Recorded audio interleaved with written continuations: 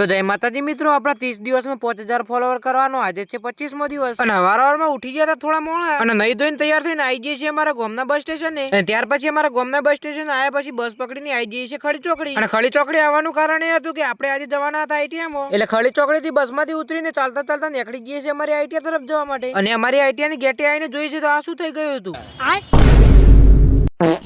અને પાછો આ ગેટ કોને તોડી નાખ્યો આઈટીઆઈ નો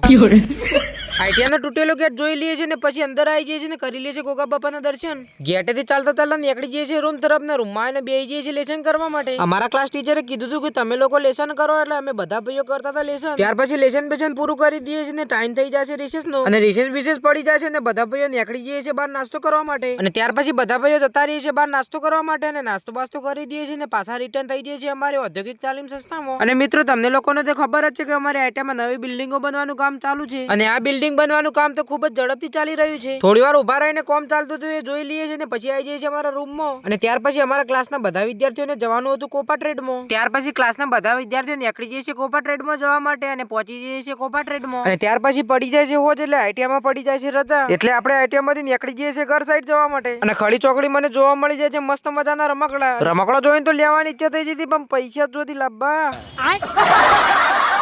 રમકડો જોઈને મન ખુશ કરીને પછી ખડી ચોકડી થી બસમાં બેસીને આવી જઈએ છીએ ઘેર અને લાઈક ફોલો કરતા જજો।